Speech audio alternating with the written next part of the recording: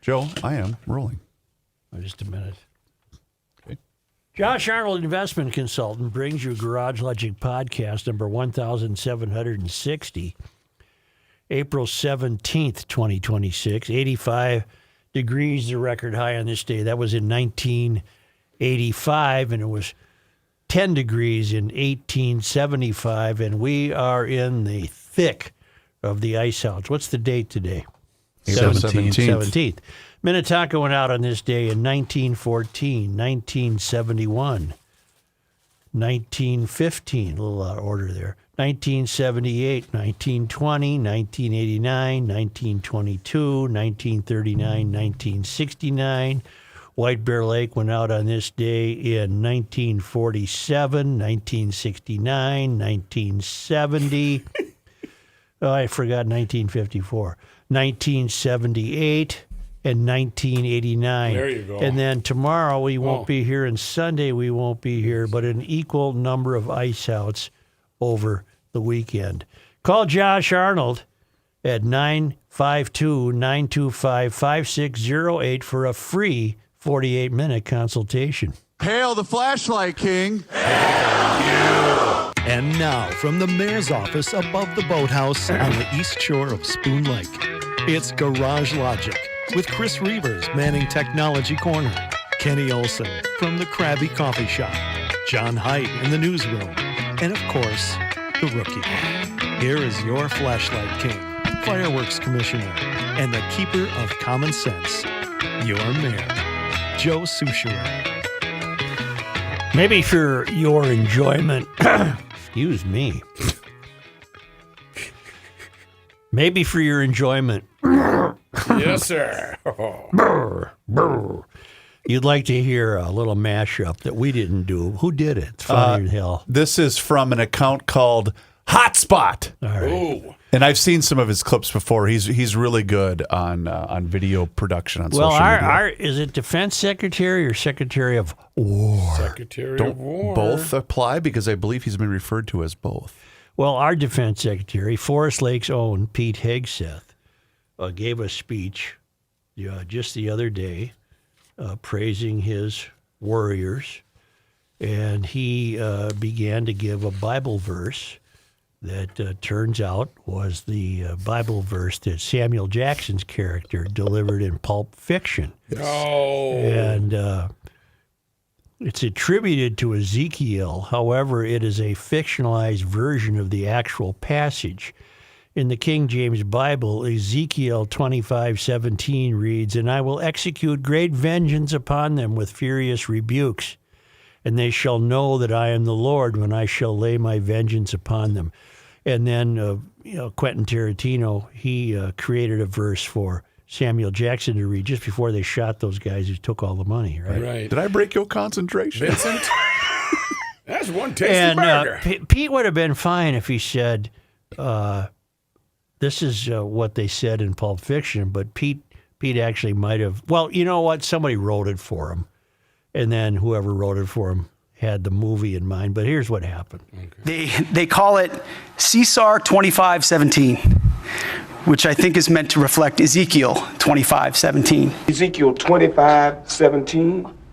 The path of the downed aviator is beset on all sides The path of the righteous man is beset on all sides by the iniquities of the selfish and the tyranny of evil men. by the iniquities of the selfish and the tyranny of evil men. Blessed is he who in the name of camaraderie and duty shepherd the lost through the valley of darkness, for he is truly his brother's keeper and the finder of lost children. Blessed is he who in the name of charity and goodwill shepherds the weak through the valley of darkness, for he is truly his brother's keeper and the finder of lost children. And I will strike down upon thee with great vengeance and furious anger those who attempt to capture and destroy my brother. And I will strike down upon thee with great vengeance and furious anger those who attempt to poison and destroy my brothers. And you will know my call sign is Sandy 1 when I lay my vengeance upon thee. And you will know my name is the Lord when I lay my vengeance upon thee. Wow. Okay. Thanks, Pete. Well, you guys do understand the backstory, right? Of course I do. Tell me what it is. I got it right here somewhere. You think He somebody was having honoring fun? the rescue mission of the downed airmen. They use that. They call themselves the Sandies.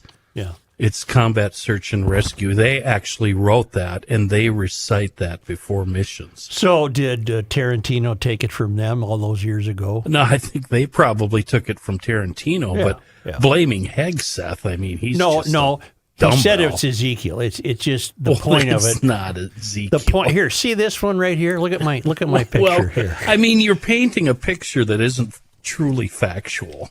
The hell I'm not. He credits Ezekiel. That's He not what Ezekiel wrote. He credited Sandy 1. Well, he said that's our call sign. He combated CSAR. Anyway, I thought it was great. I don't care what you say. Oh. And then he shot the two Oh, I'm guys sorry. Did I cowering break in your the car. concentration? Oh, I'm sorry.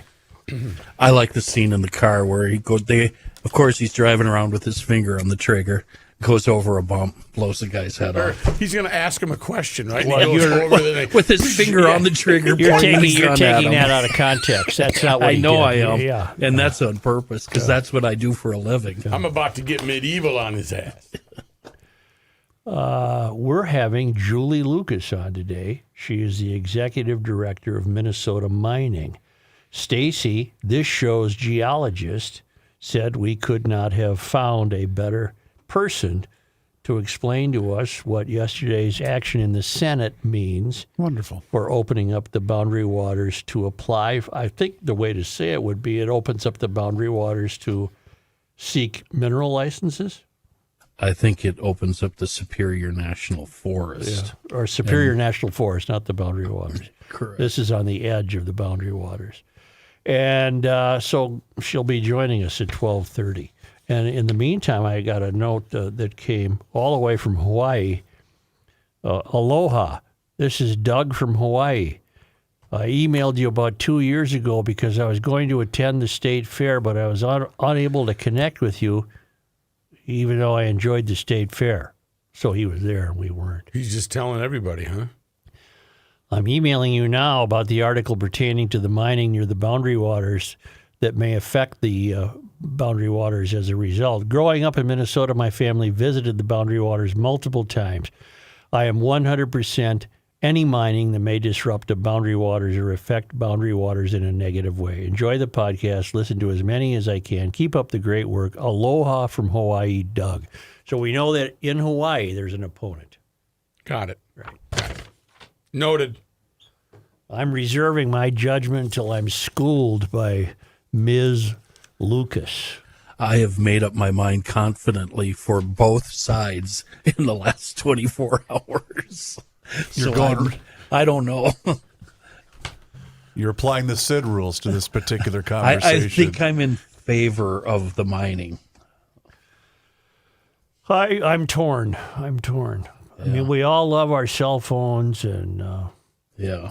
flat screen TVs and electric cars and everything else you want. How about this? We talk often on this show about, the algorithms, and you say, how come I keep seeing stuff, whatever, on social media? So when I posted this video yesterday What video? about this very topic that we're discussing currently, All right. guess what popped up after that? A cell phone ad. The Landman turbine video that you had me play a while ago. Oh, yeah. About how he's talking to the hotshot young female lawyer about this stuff's in everything. So I don't know what you think you're trying to solve here. I was thinking about this today. If you wanted to be who's our cave dweller in Argentina, Rook? Not Rupert, Roberto. It is There's a fellow in Brazil. Pedro. Who he's the only guy in the world I take as an honest guy because he's off the grid. He owns nothing. He buys nothing. He drinks from the stream. He sometimes people do give him food. Correct.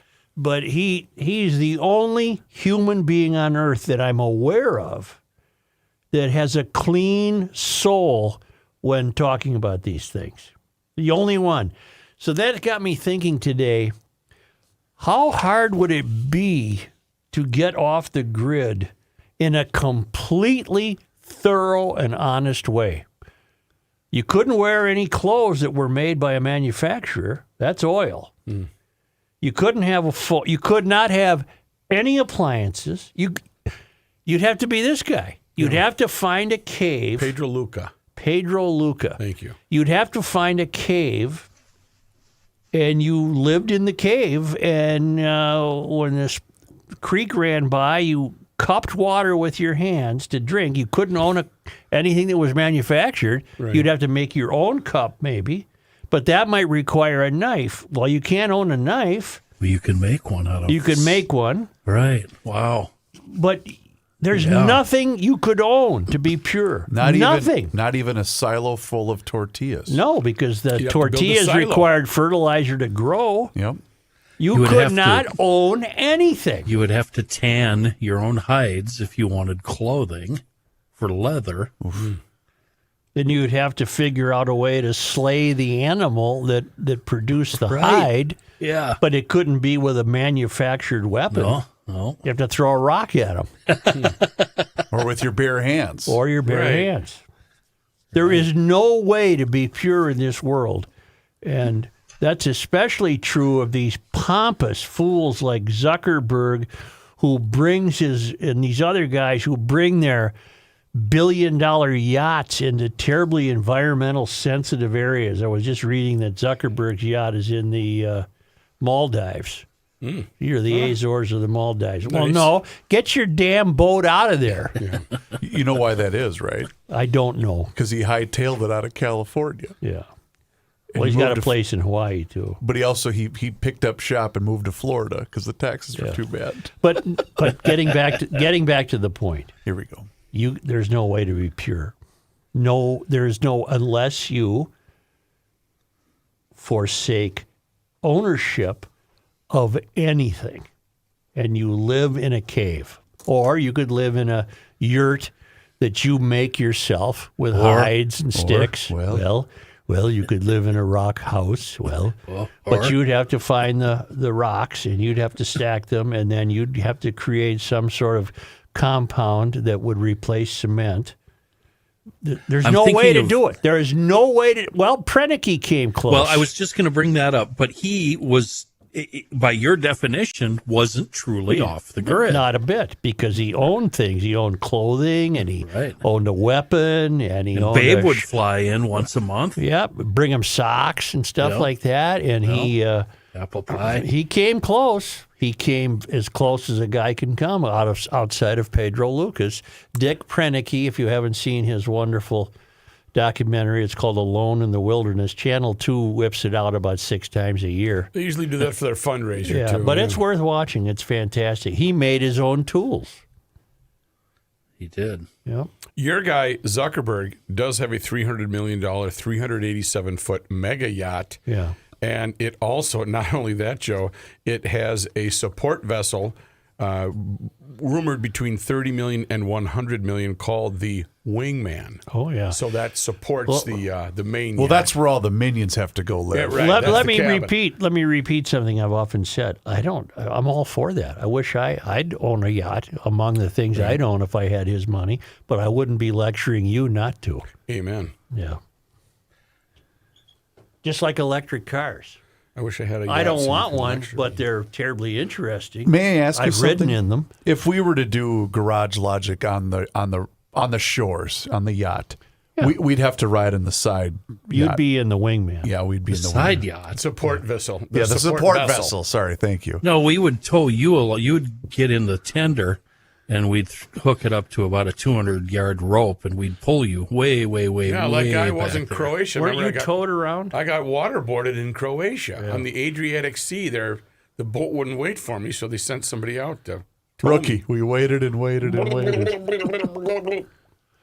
May I tell you that our friends at the American Experiment are very keenly interested in Minnesotans having nuclear power options because it would lower the prices and be cleaner and more reliable than wind and solar, but our governor, of course, has mandated wind and solar. 100%. The source of our electricity is supposed to be wind and solar by 2040. That ain't that far away. 2040? No. That's not realistic, but he's never been realistic. What does work is nuclear energy, clean, reliable, no carbon emissions. The technology is safer and more advanced than it has ever been. But we have this moratorium. Minnesota doesn't have to make the mistake of other countries like Germany that have tried to ban the nukes. Go to AmericanExperiment.org, click on the Take Action button, and tell your lawmakers lift the moratorium. Free the nukes, protect Minnesota's energy future, and American Experiment will help you.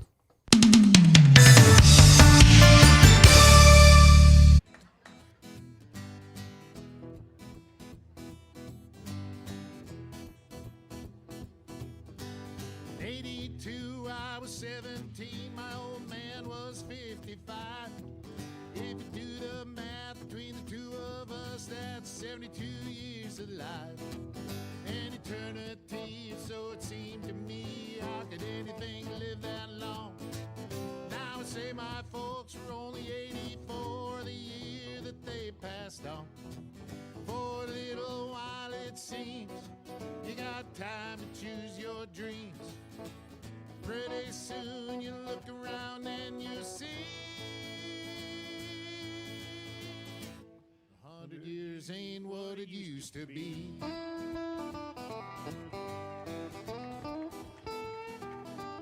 And my grandpa Roy, when he was a boy in 1904, he was taught by men who fought in the actual Civil War. And only 8 decades passed, and my high school class put the tassels on the other side. Started on our way full of naivete on the great American ride.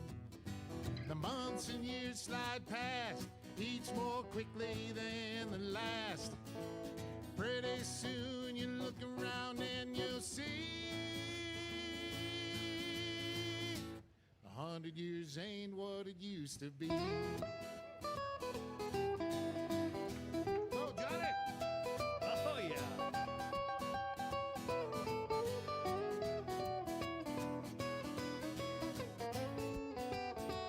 Oh, yeah, Johnny, hey!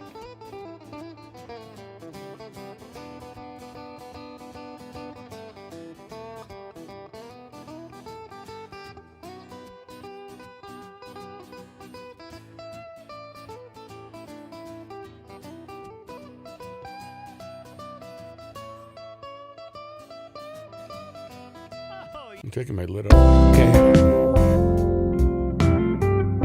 The Earth is not your mother. The Joe Souchere Show. We've got a guy and we want to help. Please let GL help. Actually, it's more than a guy. It's a whole crew. Get hooked up with our crew at professionalturf.com. We're talking landscape today, and you need to get on the list because the list fills up fast. They are a certified landscape designer by the Minnesota Landscape Association, and they can work with you using their Voodoo. It's digital photography and landscape imagery software, so you can see what the project will look like. It's a great way to figure out just what you want to do. They'll sit down and do that for you, no problem. They specialize in everything you can possibly imagine landscape related. Trees, shrubs, perennials, rocks, sod. You need some pavers, maybe a retaining wall. Doesn't matter, pond. They can put a pond in your place, no problem.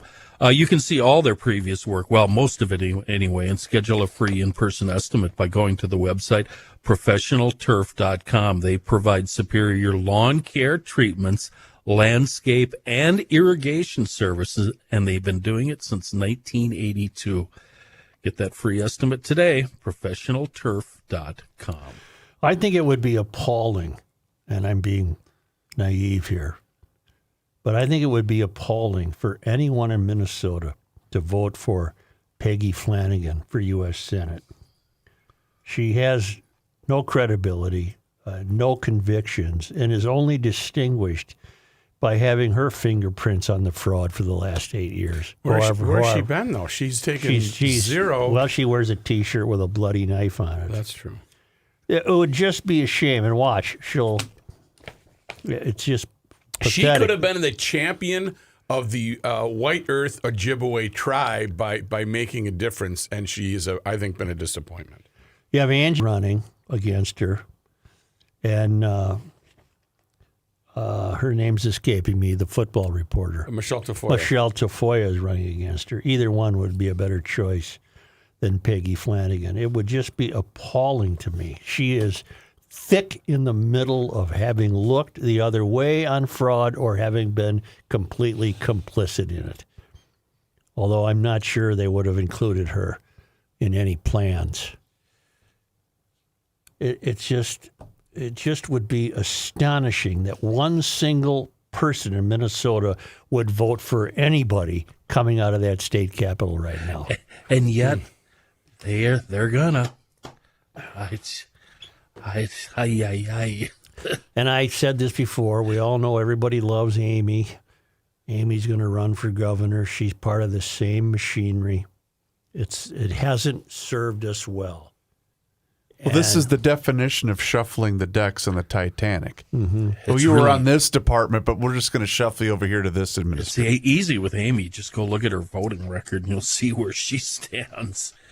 But Peggy Flannagan, please, people, would you please wake up?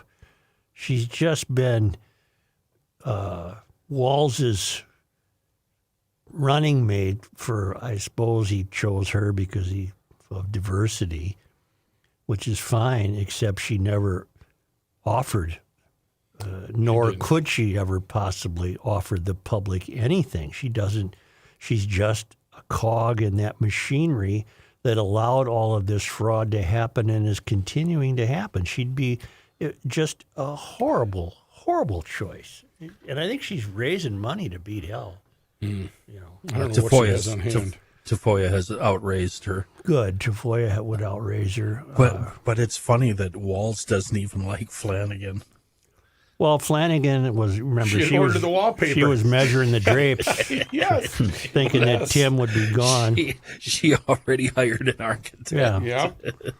That's all I have on that. It's just, and more will come up the closer we get to the election. But it's just so unnerving to think that this complete empty suit could become a U.S. Senator after having accomplished nothing here except being part of the fraud machinery.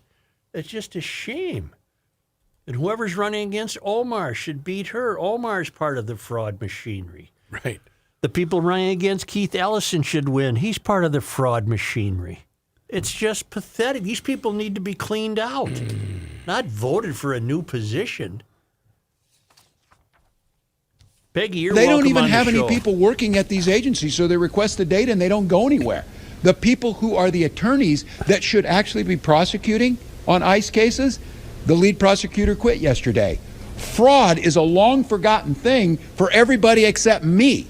No, Tim, I haven't forgotten it. Chris, you stepped on Joe. Joe just had that wonderful soliloquy about how miserable Flannagan is. And what did you say? What was your final statement, Joe, before Chris? I don't know. You said, Peggy, you should come on the show. Oh, yeah. Wait a minute. I really hate you. I hate you. I hate you. I hate you. Come on the Come on show. in. Come on. There's no hate involved. I know I it's would not politely hate. point out that she's a ridiculous choice to be anything in Come this on state. the show. Come on. Come on, let me tell you that in person. What the hell? Do you remember the clip I played for you about, we're talking about incompetent governors, about how, remember, was it 2, 3, 4 weeks ago? Hochul was basically saying, hey, all you people that left, Would you please come please back? come on back. We really need your money because we taxed the hell out of everybody else. Did you guys see Mom Donnie on tax day? I did not. I thought I played this for you. I'm not sure you did. Here you go. When I ran for mayor, I said I was going to tax the rich. But they all left. Today, we're taxing the rich. I'm thrilled to announce we've secured a pied-à-terre tax, the first in New York's history. This is an annual fee on luxury properties worth more than $5 million. whose owners do not live full-time in the city. Like for this penthouse, which hedge fund CEO Ken Griffin bought for $238 million. This pied-à-terre tax is specifically designed for the richest of the rich, those who store their wealth in New York City real estate but who don't actually live here. But even so, they're able to reap the huge financial rewards of owning property in, dare I say, the greatest city in the world. And most of the time, these units are sitting empty, since again, they don't actually live here. This is a fundamentally unfair system that hurts working New Yorkers. Now, it's coming to an end. This tax will raise at least $500 million directly for the city. It'll help fund things like free childcare, cleaner free grocery streets, stores. safer neighborhoods. Yeah. As mayor, I believe everyone has a role to play in contributing to our city, and some a little bit more than others. Happy Tax Day, New York. He's being so disingenuous. Kenny- They've already paid more than the average. This is directly from his account, and Mike Fratelloni a couple of weeks ago so eloquently has now called him Moron Zamdani. Moron Zamdani. And someone had retweeted, said, the state of Florida couldn't possibly have put together a better campaign or a tourism video. Chris, he's stupid like a fox. He knows what he's saying is a lie, but he's counting on the morons in New York to lap that up. Oh, this plays very well. Yeah. When you play class warfare, it gets eaten up. Yeah, even though those people have already paid more taxes than, any 20 New Yorkers combined. But to single out and point out where a hedge fund manager owns a penthouse? I never knew how to say that. Pied-à-terre? Pied-à-terre. Is that how you say it? Joe, it's empty most of the time. Yeah. It's scandalous. That is. It's terrible. Meanwhile, he probably paid more taxes on the acquisition of that penthouse than yearly. anybody else has ever paid living in that city full time. Well, let's go find our mining friend, shall we? We can. Well, you want me to tell you about Bradshaw and Bryant. I do.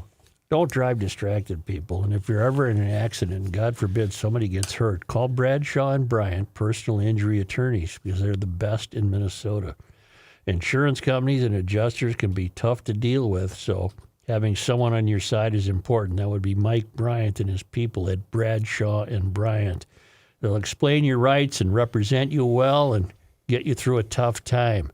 I hope you're never in an accident, but if you are, call Bradshaw and Bryant at 800-770-7008 or go to minnesotapersonalinjury.com. Your case evaluation is free. And please don't be a part of the problem. Don't text and drive or drive distracted. That's just common sense from Bradshaw and Bryant.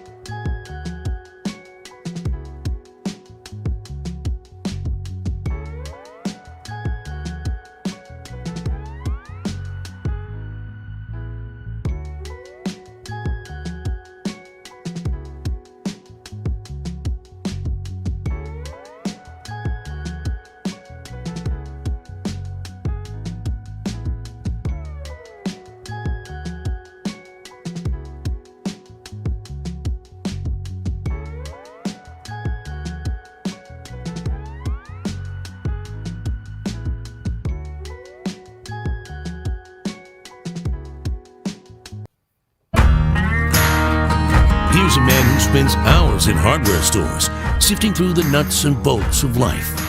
Joe Souchere. North American Banking Company has had one simple philosophy since 1998 when they started investing into your success, and that's this. It's banking done differently, and you do get that feeling anytime that you walk into any one of their 6 Twin Cities locations, whether it's Roseville, 50th in France, Woodbury, Hastings, Shoreview, and Maple Grove, offering you the same online and updated mobile banking tools as all of those other big national banks. But the key difference is you're going to get the unparalleled service of a community bank. But see it for yourself. Check them out online today. It's nabankco.com to learn more. Once again, it's banking done differently. North American Banking Company, member FDIC, is an equal housing lender. We're joined by Julie Lucas. Julie is the executive director of Minnesota Mining. She's up in Hibbing. Julie, yesterday the Senate voted to allow, well, what did it vote to allow? The vote yesterday was to remove the mineral withdrawal that had been put in place a few years ago. So it put us back to where we were before the Biden administration put in the mineral withdrawal. Where were which you? Which allows for... Oops, sorry. Go ahead. I would say, so it doesn't allow mining in the boundary waters. It allows us to do exploration and propose projects in the Superior National Forest that is within the watershed of the boundary waters. And you, as the executive director of Minnesota Mining, you would be positive about this turn of events, I would take it. Absolutely. I've been in the mining industry for 20 years now. I'm a water resources scientist by training, and I'm excited that we're going to allow the process to go forward the way it was designed to. Could it take years? Years? Oh, it absolutely will take years. We have to have a project proposed first, and that will entail environmental review, including public comment periods, changes to the project as it's proposed, and then permitting. So we're looking at many years before a project would ever move forward. The public commenting period has been ongoing, it seems. The opponents are well organized, and they play on the sympathetic notion of what a pristine area this is, and I find my sensibilities torn. It's a great area. It's good for the soul to have the boundary waters there. What Yep. Can you tell us about what kind of technology and precautions are in place to preserve that? Yeah, I want to agree with you. So I've lived in northern Minnesota my whole life. I grew up just south of Duluth, moved up to the Iron Range 20 some years ago, lived up here, and this is a magical part of the state, and there's no question the boundary waters are a jewel of the nation. And so we have regulations in place to protect the boundary waters. They're protected above any other water body in Minnesota, and you can have no measurable impact at the boundary waters. And mining's a lot different than it used to be. You know, when I got into mining 20 years ago, it's changed, whether it's water treatment technologies, air pollution control equipment, how we manage wetlands. You know, we're not, just like I'm not driving my 1980 Cutlass Supreme that I had when I graduated high school. You know, our new vehicles are fancier, and mining has gone the exact same way. We evolved just like everything else. But a lot of it is just our knowledge. So one of the big concerns is acid rock drainage. And it wasn't until 2009 that we even had a guide to acid rock drainage that we could build off of. And we learned from our lessons out west. And so it's when you look at our industry, we are not who we used to be. And if you're going to want copper, and you're going to want nickel, and you're going to want platinum, palladium, gold, cobalt, silver, all these things that we have here, you have to figure out how to do mining well somewhere. And why not Minnesota? Like where we actually really, we have a water ethos. We are people who care deeply about the earth. What is the Chilean company? Say it for me. Antofagasta. How is it that this Chilean company is playing such a prominent role? How did that come about? I'm really glad you asked that, because a lot of people have concerns about foreign mining companies. And it's important to understand on the Iron Range, we only have one American mining company, and that's Cleveland Cliffs. You know, we have U.S. Steel is owned by a Japanese company. Other companies are owned by Canadian mining companies. The U.S. really, we stopped having a U.S. Bureau of Mines in 1995. And when we did that, we said, you know what? We don't need to mine in the US. We can get our minerals somewhere else. We can go to Africa. We can go to South America. We don't need to support mining. So guess what? Our mining companies in America became mining companies from somewhere else. And so in Chile, that's one of our biggest, actually, we get a lot of our copper already from there and already getting copper from Antofagasta. And so those are the companies doing exploration. Those are the companies investing worldwide. We have no American mining companies doing that work. And part of it is the banks don't want to support that in the US because they look at the permitting timelines. They look at the just challenges to mining in the US, and we need to just overhaul that system. If we're going to be the greatest consumers in the world, why are we not the greatest producers in the world? We have scientists, we have engineers, we have blue collar folks. So really it's that we dropped the ball 30 years ago when I was still in high school, and we need to pick it back up. China graduates 3,000 mining engineers a year. We graduate 300. They're not 10 times bigger than us. So really it's going back in the past. And so Antofagasta looked at it and they said, we know how to mine copper. Let's look at where there's copper. US has the largest undeveloped copper nickel resource in the world. We're going to invest. I think they're at like $600 million so far. If you ever get up to Ely, you can go tour the core shed. There's 2 million feet of drill core rock in their core shed. So they've invested here. And that's why we have Antofagasta involved. Are there better places in the United States, or that might be a silly question. If you're in the mining business, you're probably aware of everywhere that should be mined. Is this a superior location to other lodes of these minerals? What's cool about our deposit? So we have 95% of the nickel. We have about a third of the copper of the nation. You know, we have the copper triangle down in Arizona that and Utah has a ton of copper, but we're unique in our nickel. So right now the nation's only operating nickel mine is over in Michigan in the UP. And it's from the similar geological event that happened 1 billion years ago. So they have the similar geology to us. But what makes our deposit unique up here in northeastern Minnesota is that one of the concerns for people is acid rock drainage. One of the primary drivers for acid rock drainage is a mineral called pyrite. It's an iron sulfide. We don't mine iron sulfides. That's not a product we want. Our sulfides are bound to copper and nickel and minerals like pentlandite, chalcopyrite. So when we pull out our copper and nickel, we're using those sulfides to pull them out. The sulfides are going out as a product. They're not being left behind to weather and oxidize and become acid rock drainage. So we have a very unique geological formation here. How we were created was through the continent trying to tear itself in half, right here where we sit. That's different. A lot of the deposits out west are because of different continental shelves smashing into each other and creating volcanic eruptions there. Ours are because the volcanoes were able to come up from the mantle when the crust split apart. Like if you just imagine taking a big hunk of melted cheese and pulling it apart and it thins in the middle and droops. That's what our crust did here in Minnesota. And when that happened, the volcanoes from below were like, woohoo, crust is thinner here. We're going to break through. And when they broke through, they brought all these copper nickel sulfides into this region. And that's different than what we have out west. So this is a great place to do it. And yeah, geology also gave us all of our lakes when the glaciers left 12,000 years ago. So we have this really tough challenge to wrestle with as Minnesotans. We have the minerals to build clean energy, but we have all the lakes and rivers.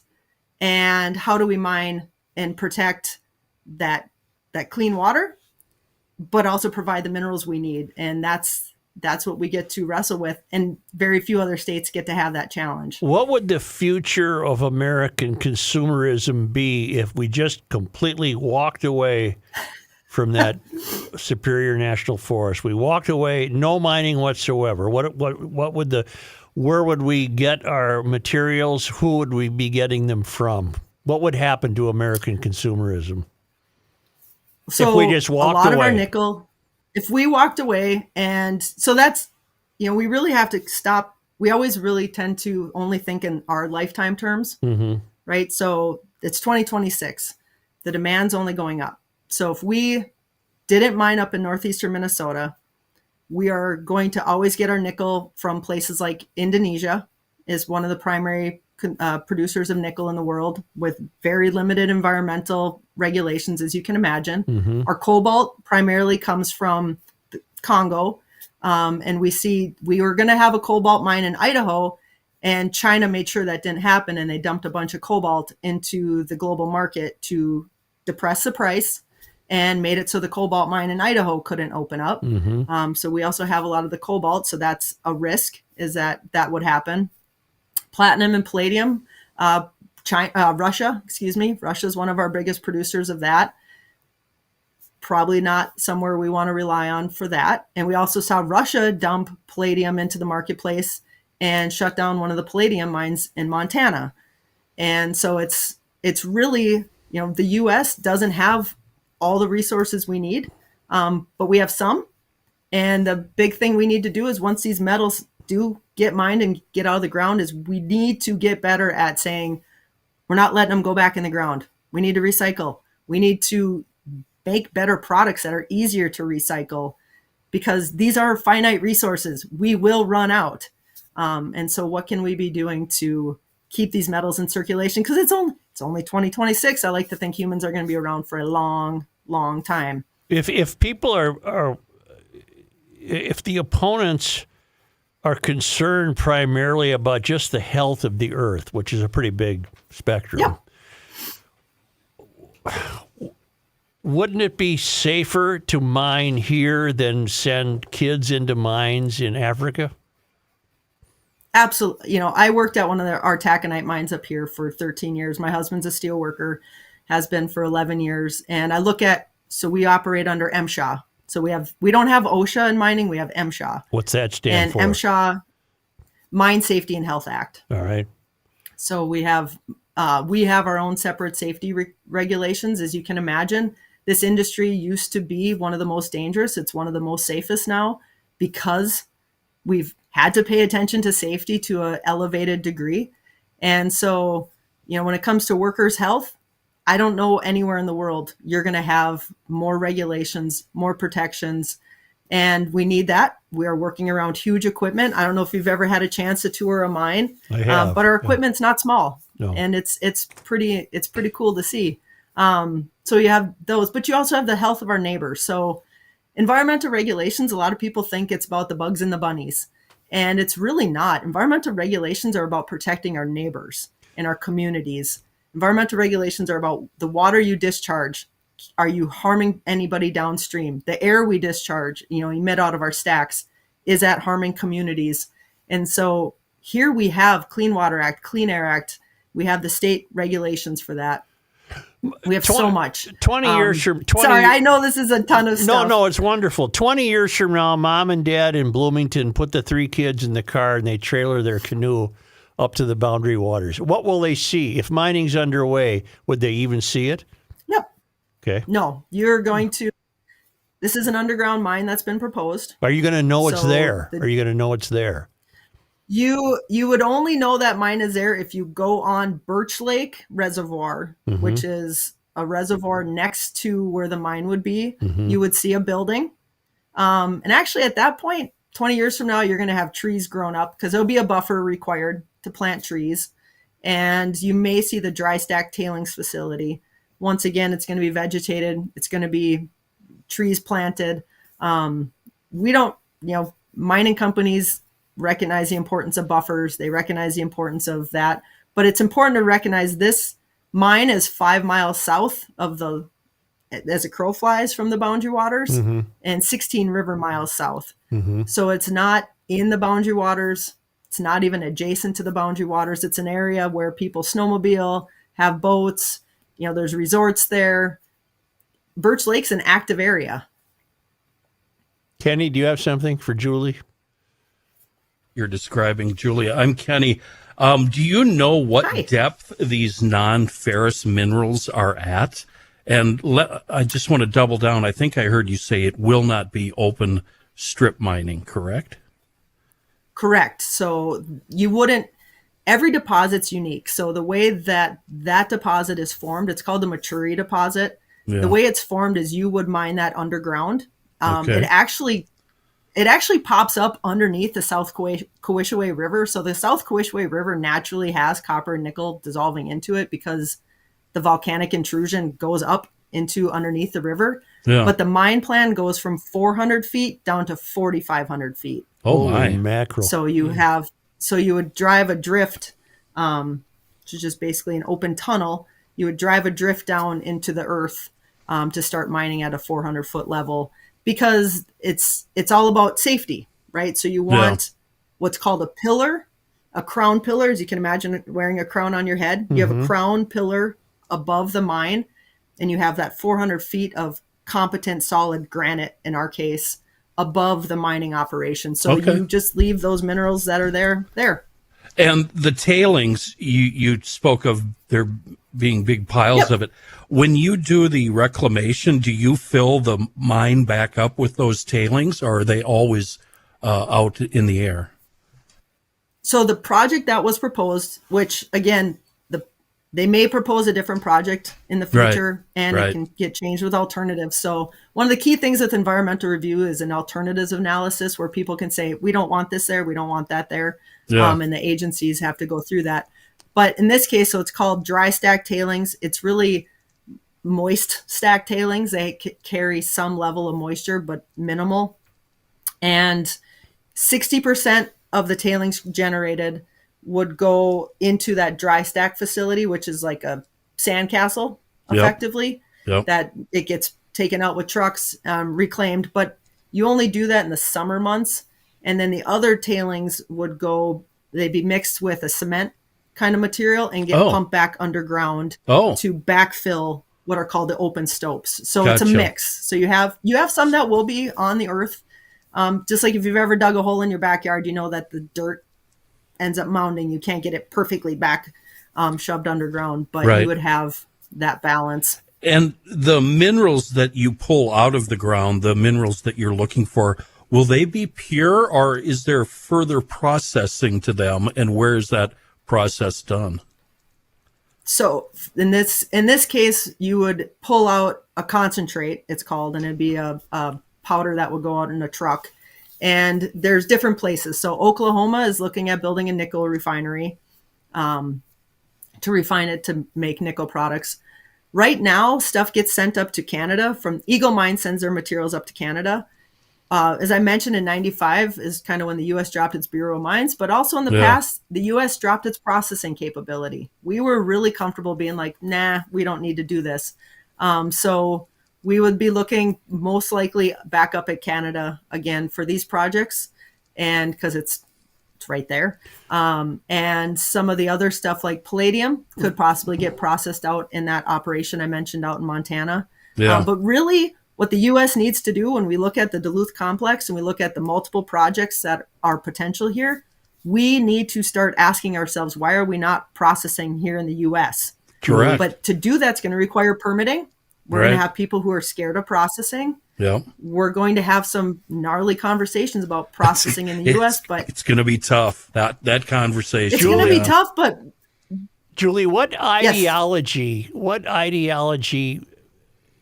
did the country embrace to believe we could get away with no mining in this country? What happened? What compelled the closing of the Bureau of Mines?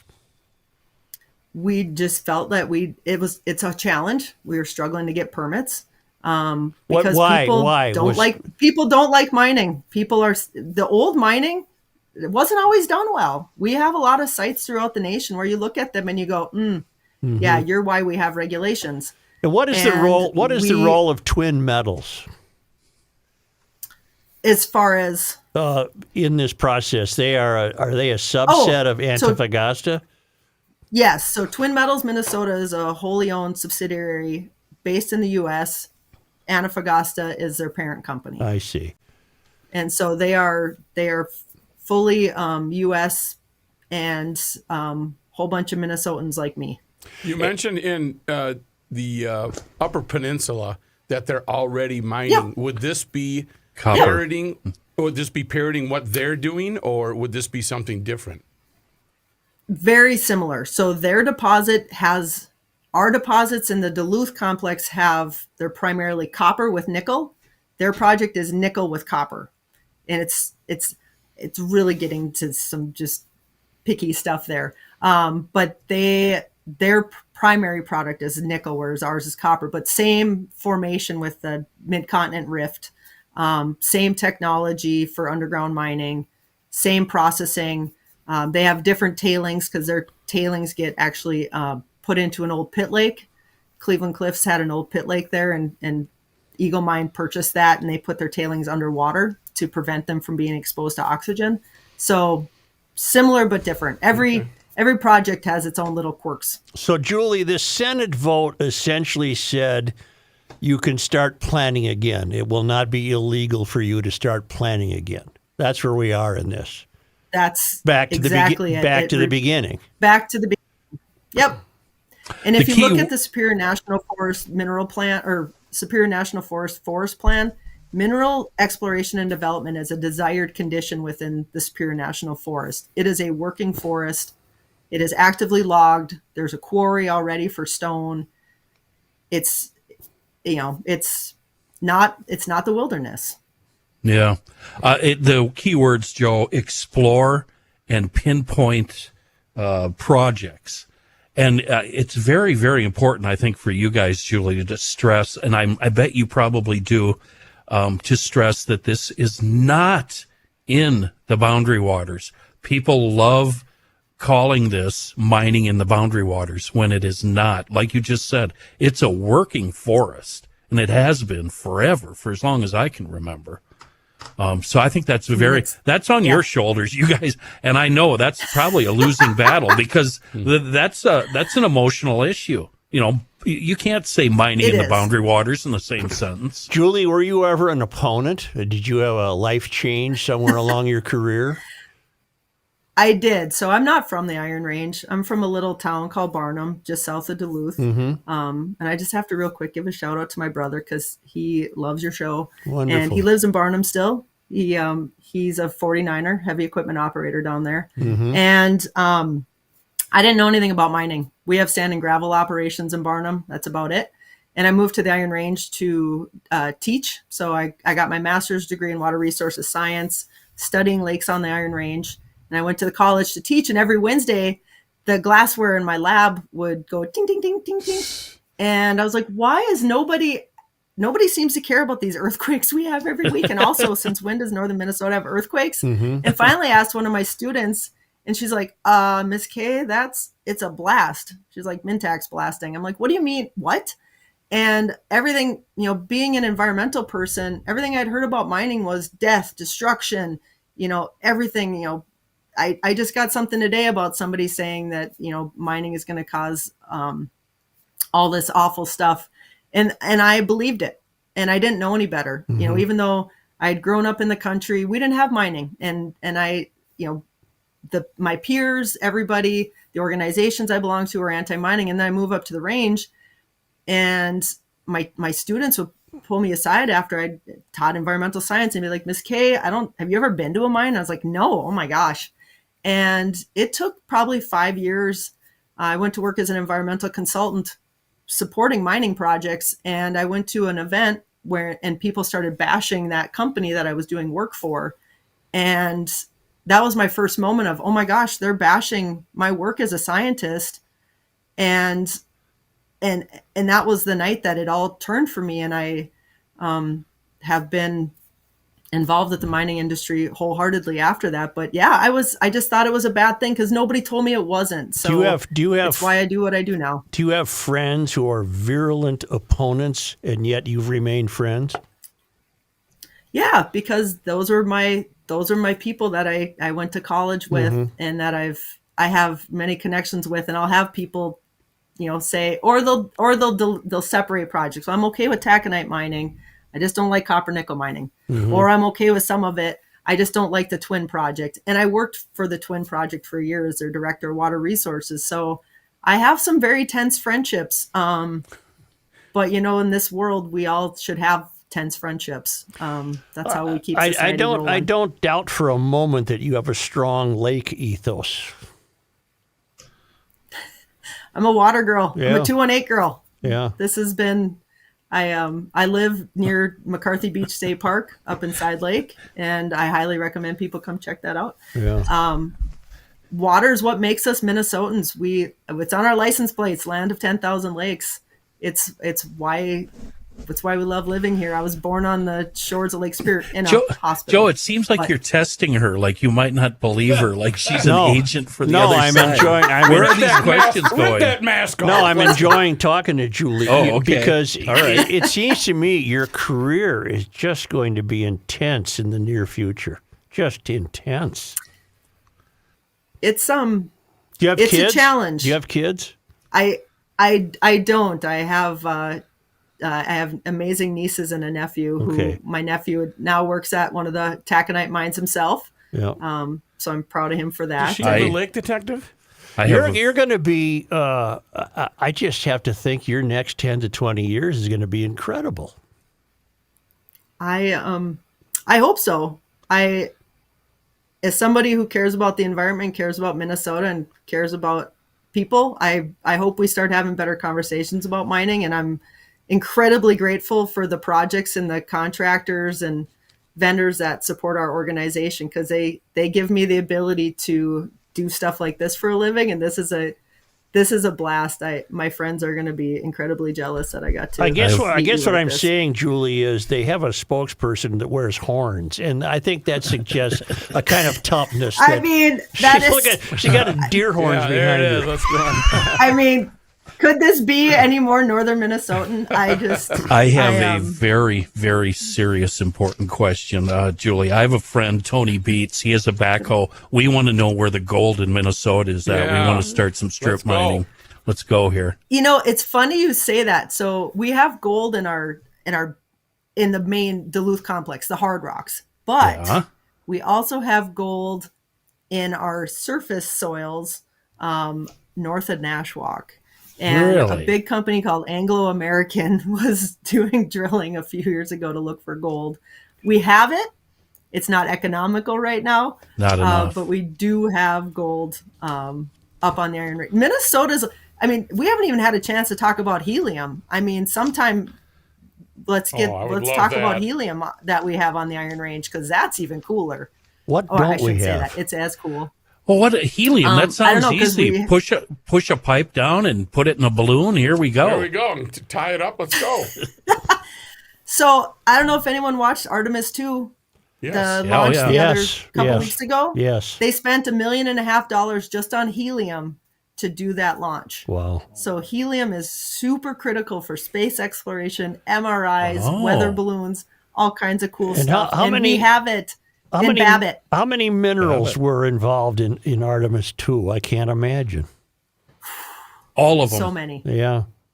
All of them. The countdown was Minerals great, though. make our world go. Oh, Yeah. it's awesome. Yeah, the countdown was great. Don't you remember? 10, 9, Oh, yeah. 8, 7. Full of helium. But it's like fossil fuels, Oh my God. Julie. It's in everything. It is. Julie, you're a need wonderful mining. you're a wonderful source, and I'm glad we've met you. We can stay in touch now forever and talk about this. What will the immediate next steps be?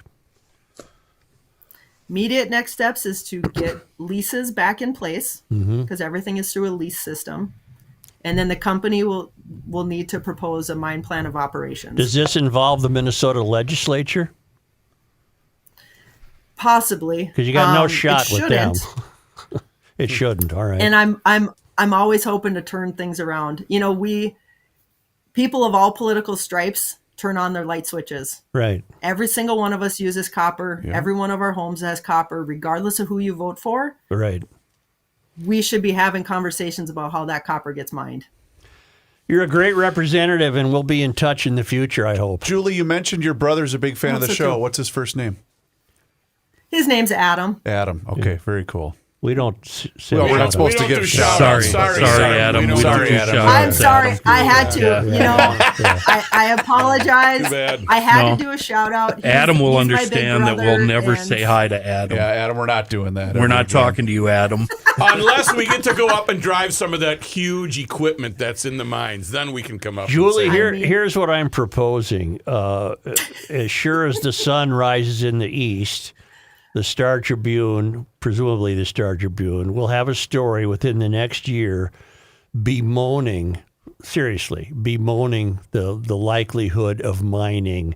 And I would imagine it'll be full of some contentions that I would love to have you on, and we could go through them and you could answer them. Yep. Let's do that.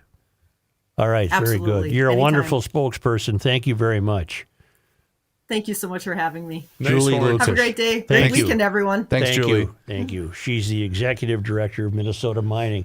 Wouldn't that be fun the next time? Oh, yeah. The next time there's an article saying my canoe is going to rot because of the sulfur in the lakes, I'd like to talk to Julie. We'll take a time out. But not before we talk about Quick Links Golf and QuickLinksGolf.com. Treat yourself this golf season to a wonderful indoor golf simulator project. Go to QuickLinksGolf.com, by the way. You can see a ton of their past projects that they have worked on before, and you can book your free appointment online today at QuickLinksGolf.com. Some of those past projects, by the way, that they've worked on that are on their website are extremely cool. And the wonderful thing about these people is not only are they located here, right in Chaska, Minnesota, but they can work with any different style of price point. Doesn't matter what you're looking to spend, they're going to be able to work with you. They do all sorts of different types of projects. And like I said, you can see it for yourself by going online to QuickLinksGolf.com. A wonderful Minnesota-owned operation in Chaska, Minnesota. Book your appointment online at QuickLinksGolf.com and let them know you heard about them on the Garage Logic podcast.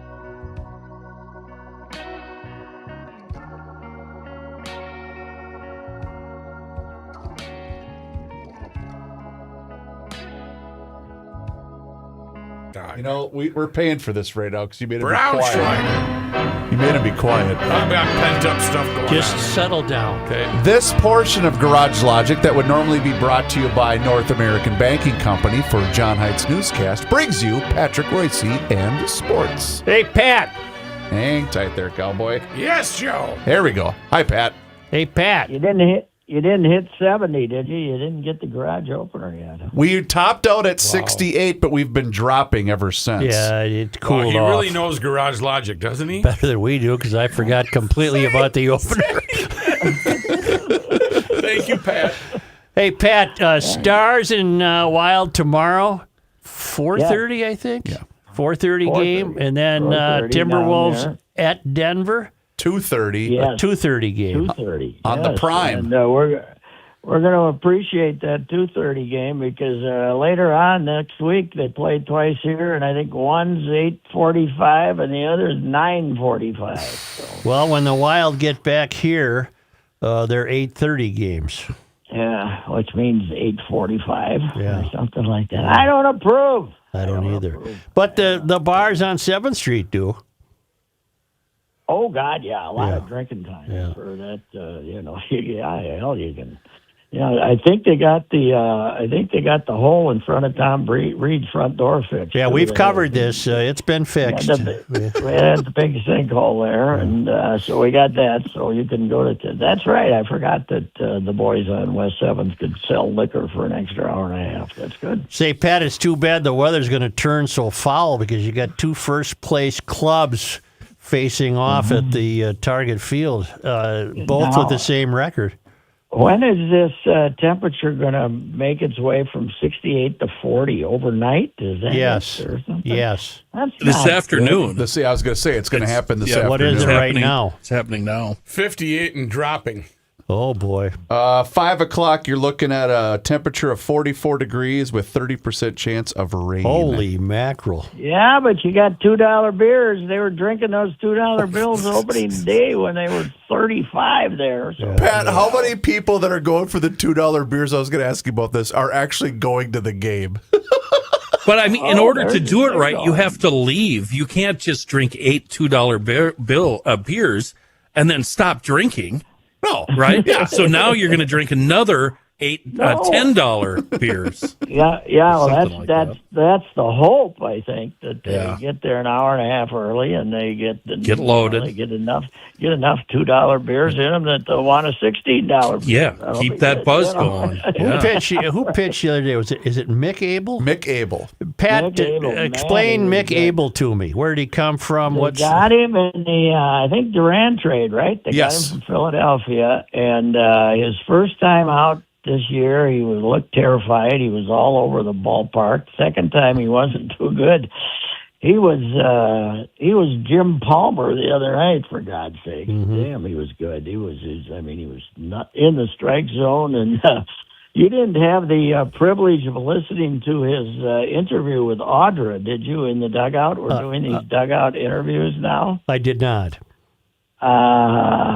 Let's just say, enjoy his pitching, but you're not going to enjoy any quotes. Unbelievable. God, what a stiff. I love how you judge a guy because he doesn't give me anything. No, I don't care. I don't care. He's good, but you can make fun of him now. You can set it up and you can say, we went over there and we got them, and they were all excited. And how'd you pitch? Okay, kind of Like TK. I don't know anything about that. I don't like knowing. If you had to point to one key for this surprising beginning to the season, what would it be? They hit. They've hit pretty good. They beat up everything we all knew was they're going to be lousy against left-handed pitching, and they beat the living hell out of the 2 best left-handed pitchers in the American League. So, I have no explanation for that. People are suggesting they're stealing signs, but we don't even worry about that anymore. Right. Because, God, I wish the weather would break for them. They'd draw some people. Because this is a great start. I have a question. Pat, how well do you know Tom Pohlad? Is he a sensitive type? No, I heard the story about the gal that was down there. Yeah, she had a hat on that said "Sell the Team," and she didn't realize it, but she ended up sitting right behind Tom Pohlad and his family. Yeah. Well, no, she realized. Then she started asking for a picture, and he said, "No, thank you," and I don't. And she kept at him. And does this woman know that they're 11-7? Yeah. Well, but if she's sitting behind him, I don't know. Does Tom Pohlad sit in the Champions Club? It's a really good-looking seat, Well, Pat. I They're think- right down next to the field. I was going to say, it looked to me, Kenny, correct me if I'm wrong, but they were close to the third base dugout. Yeah. From the story that I read. Yeah. That's probably what. Yeah, she wasn't in the Champions Club, so I guess she got a little. My report was she got a little belligerent, but Maybe she had a lot of $2 beers in her. yeah, that's right. That's right. I don't know, but of course, the thing about it is, all your behavior now can be on the internet in about 5 minutes. You know. God, I miss the old days. I wish they had the internet when I was stumbling back from Luigi's at 2:30 in the morning. No, you're lucky. No. Yeah, right. Yeah, right. I wish they had the internet when Augie was rowing down Lindale. I wish they had the internet when Billy Martin beat up the marshmallow salesman. Yeah, right. That's right. How about when Augie was driving back from my house and he got caught in the water over on Lindale there and had to swim his way out with the cigar still protected. With the cigar still. That one too. That would have made a lot of good little interviews. And then when he walked into Kellogg Square and the 78-year-old matrons were downstairs because they were mingling around at 6 o'clock in the morning. He walks in with his wet boxers and underwear on. Tough night, Augie. Cigar going. He swam his way out. Oh, man. Hey, Pat. The best part of that, though, we got to come to the best part. Hallman gets him down to the car 2 days later. And Augie talks him into putting the deals on the jumper cables so they can the jumper cables. And Charlie ends up down the street about a block with his eyebrows singed. Because everything was still wet. With a big plume of smoke larger than the Center Point Energy smoke that's downtown. Pat, I still like the Wild. I still like the Wild in the opening round. Who are you going to play in goal? Either one's fine with me. The Wall. The fans are really want Wally Wall instead of the other guy. Well, we have cleverly not revealed our starting goalie. Well, they never do. Like it's some. That's too much psychological. I don't know. Weight for him to deal with, Patrick. We need Wallstedt in there. He's much more chill. You think so? Yeah. No, that other guy's like a relief pitcher. He's all Gus weird the Bus, he's all right. Shook up and nervous. Let's put it this way. That's the least of our problems. The goalie? Dallas is... No, I'd say that's the most... Well, I disagree. Most of your problems. They'll take care of whoever the goalie is. Don't worry about it. What injuries do we have right now? None that I'm aware of. I think we're in good shape. Yeah. Good shape. I don't like the Timberwolves over Denver, though. I don't see them escaping that. They're not going to beat Denver. They're not going to beat Denver. But you know what? Edwards has missed 17 games this year, something like that. I mean, they haven't been as healthy this year as they've been in the past either. So, Pat, the NBA has a huge problem with too many teams trying to lose at the end of the year. It's pathetic. Oh God! You know what their new one is now? You know, instead of they call up players who were on their minor league team, the G League, that weren't for the G League, that weren't good enough to start for the G League, and they put them in the game in the fourth quarter to they lose. But they're out there trying hard. They just stink, you know. So they do have a bad. There's no doubt. There was a game. They don't have ethics in the NBA like they used to when Sid was running. Right. There was a game, I think it was Sacramento and Golden State were playing, because the big thing has been trying to get teams to avoid tanking. Mm-hmm. And Sacramento's one of these teams that's really trying to hide it desperately. They were up by a point. Steph Curry had the ball, and they fouled him. He's like, why'd they just foul me? Because they were trying to lose the game. The best fouler in the history of the NBA. Let's go out and hack him. But we're not trying to. No, that's not right. Exactly. Are you going to the yard tonight? I will. But you're trying to frighten me with this temperature. What the hell? Yeah, but you're in a heated press box. What do you care?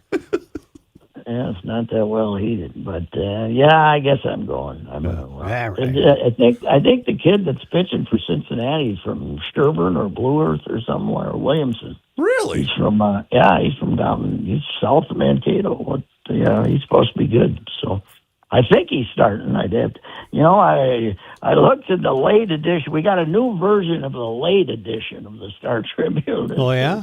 It out the other day. Yeah, it's late. Everything's late, but we don't put in the pitching matchups anymore, so I don't know. That's because they're late. I don't know for sure. Yeah, they're late. You can't get them in there. We It's did late. get an email thanking you guys very, very much for the in-depth box score on Monday Night Sports Talk. Late. That Late. Unfortunately, that one was late. Yeah. It wasn't late. But a lot of people were relieved Tuesday morning when they found out that Rory McIlroy Yep. won the Masters. Yep. Patrick, He only had 12. Go ahead. He only had 12 holes done when we had the Tribune. And, Yep, through 12. Brandon Williamson, number 55, Yes. starting pitcher, Yes. 28 years old, from Fairmont, Minnesota. Fairmont. I'll be damned. Yeah, Pat, it's you supposed to be remember good. that? You remember what Brandon's role was a couple of years ago at the state amateur tournament? He was one of those guys, I think, that was on the roster where they brought up all those guys to come play, and then they got ruled ineligible. I don't know if he's one of them, but that was that team. Oh, that would have had to been a few years. No, Brandon is he was in the mine. He was a well-regarded prospect. I don't know. He pitched at North Carolina or something. Okay, maybe he wasn't on that team then. How do we let him No. get away? Got a kid right here in your backyard. Well, he was probably drafted Yeah. high. Yeah. Yeah. Pat, I'll talk to you Monday.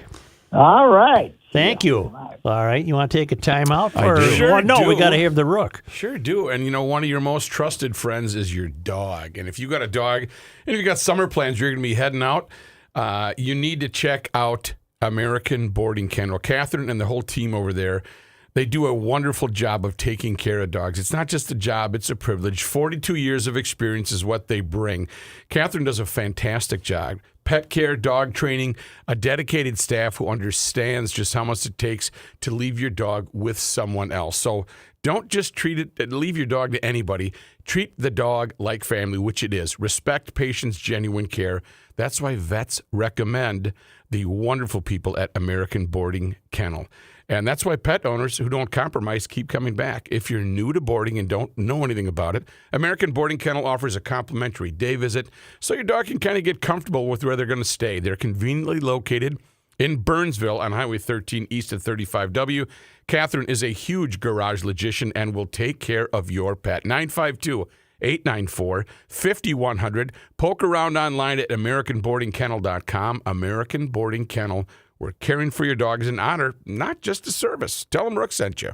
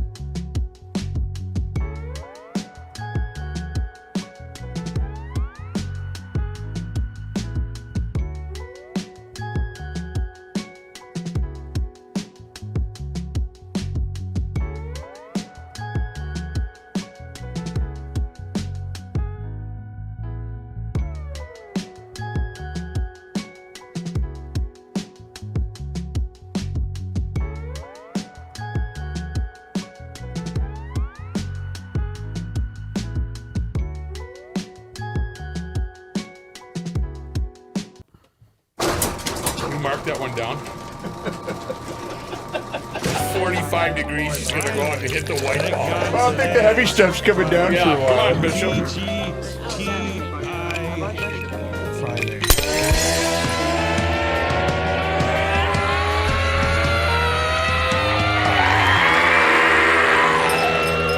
It's the scramble. Hey, guess who's back? Oh, Our friends at Harmony Spirits. hey! That's right, Harmony Spirits, from grain to glass, making the best quality handcrafted spirits right here in the great state of Minnesota, southern Minnesota to be exact. And by the way, yeah, it's going to be a little rainy and cloudy today, but you know what?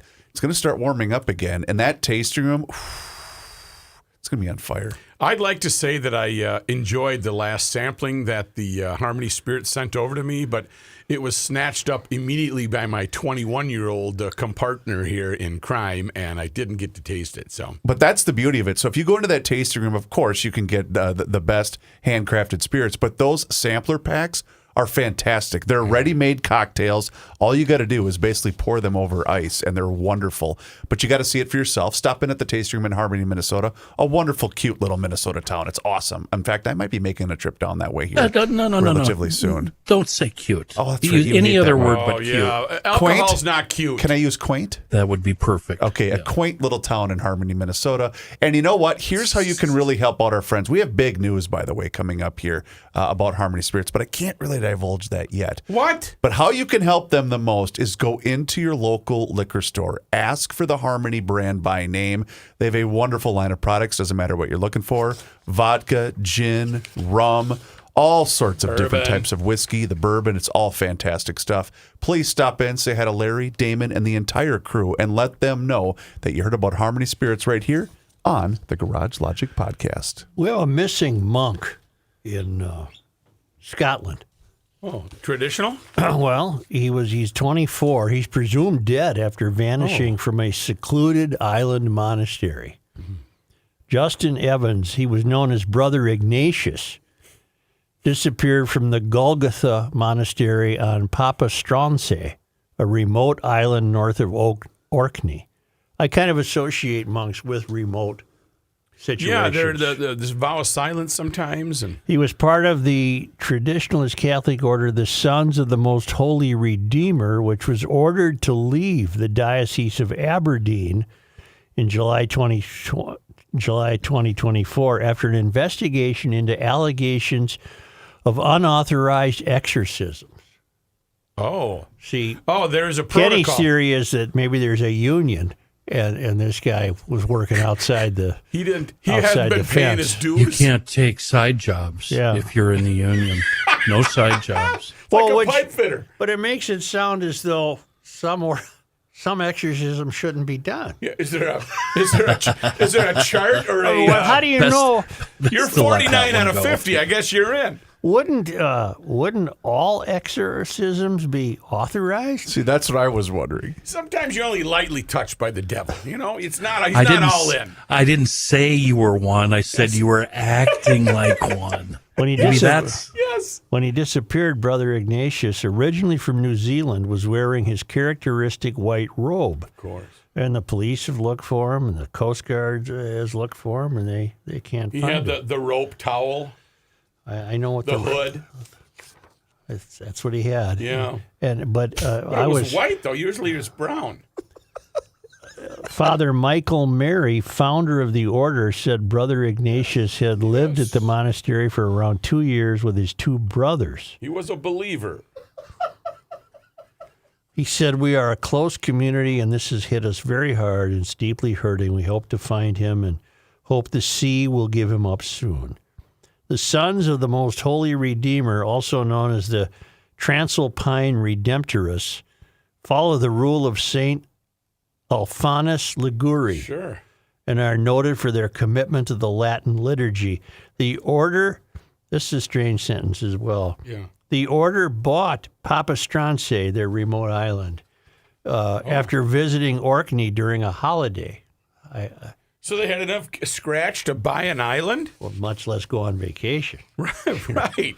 Every brother I knew never had any money. See, there are stories like this that come along, and I really, really want to know more. What is an unauthorized exorcism? Right. Do you remember the speech that Martin Sheen was given at the beginning of Apocalypse Now, where they were describing Brando out on the loose with operating without any kind of human dignity or decency at all? Vaguely. That's what I hear when I hear the speech about going to get this monk. The monk? Let's He's put it out this there way. Let's put operating. it this way. Yeah.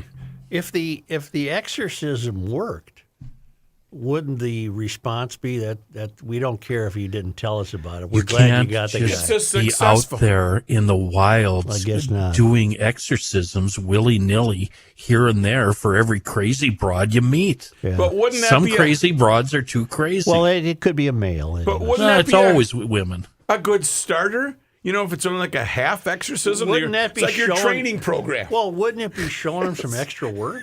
Oh, Matthew, maybe you're saying do it halfway, and then if you want the rest, pay me. Yeah.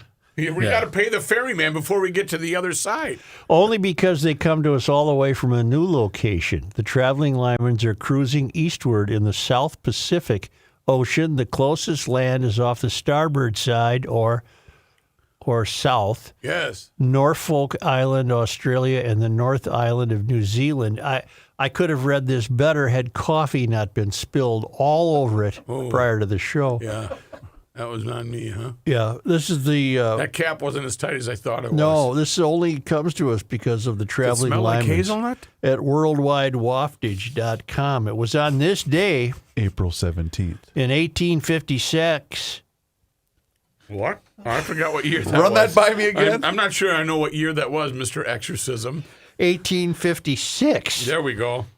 The... I'm telling everybody. I am. The Minnesota Pioneer Guard, the state's first volunteer military company, was organized in St. Paul. The group became the Company A of the 1st Minnesota Volunteer Infantry Regiment.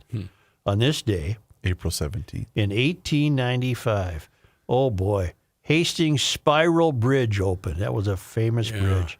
It carried horse and automobile traffic into the heart of the city for over 50 years and was replaced by a straight bridge in 1951.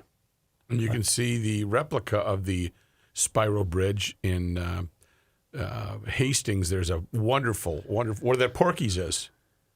Remember where the Porky's Yeah, I in St. can't Paul? remember the name of the farm, but they have a lot of events there. The Little Log Cabin. Thank you, sir. Yeah, that's what it is. I can't believe you don't go down there. There was a picture of that bridge hanging in our house when I was a kid. Why? It was a really neat. My dad liked bridges. No, maybe it was a painting. Oh. It used to be quite famous, you know. Yeah. Did you paint it? You're quite mad, you John know. liked it. Your brother John liked. He would stare at One it, of my siblings, I bet, has pretending that. he was walking over it, On this day, going to your house for some sandwiches. April 17th. on this day in 1965, I'm going there tomorrow.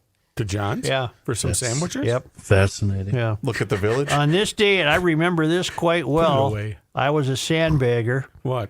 The Mississippi River crested in St. Paul at 25.8 feet, nearly 10 feet above flood stage. 3 days earlier, President Lyndon B. Johnson visited St. Paul to survey damages from record flooding along the Minnesota and Mississippi rivers.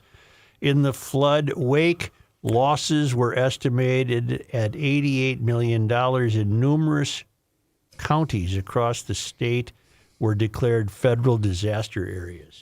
I think every high school student in the state was put to work sandbagging.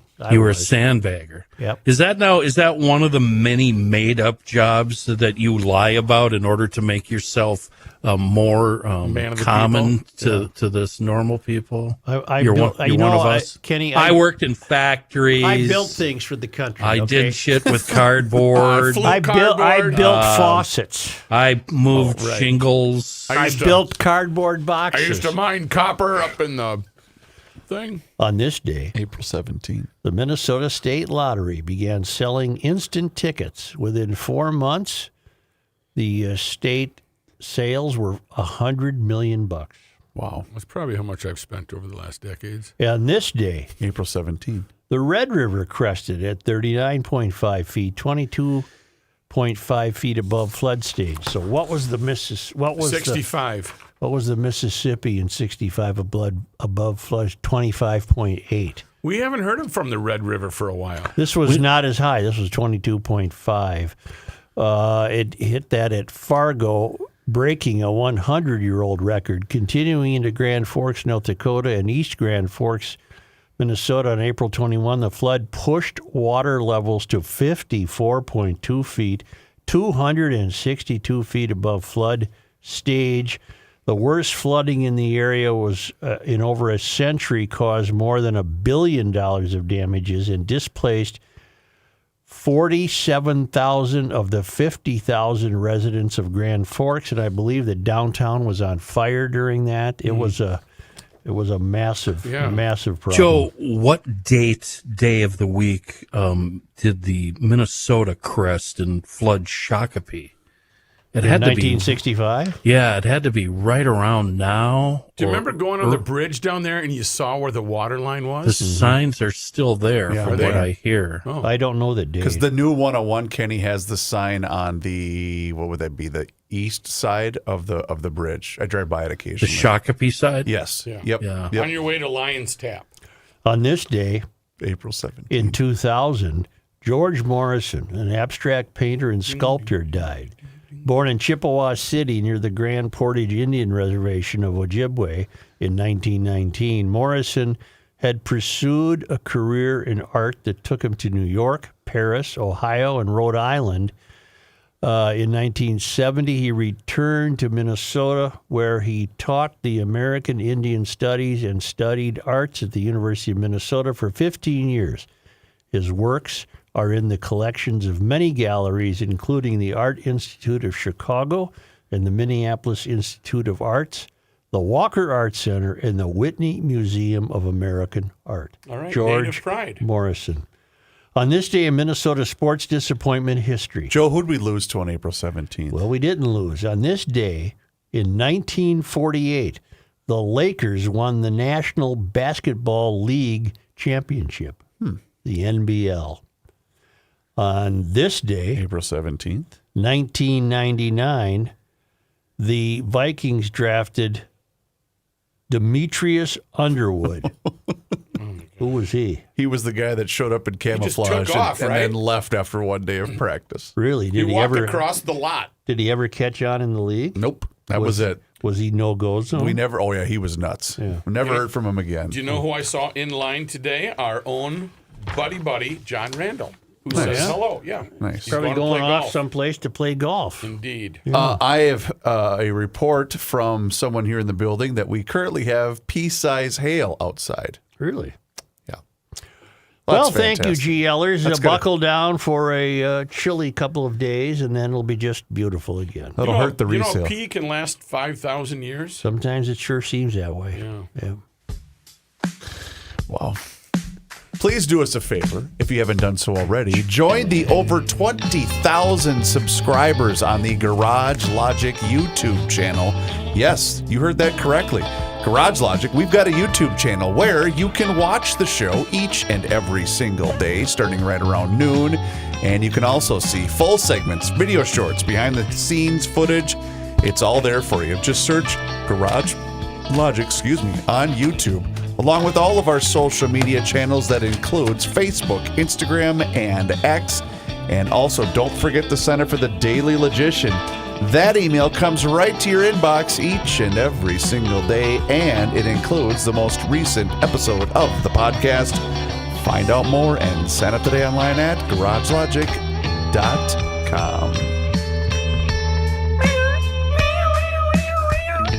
Gabe,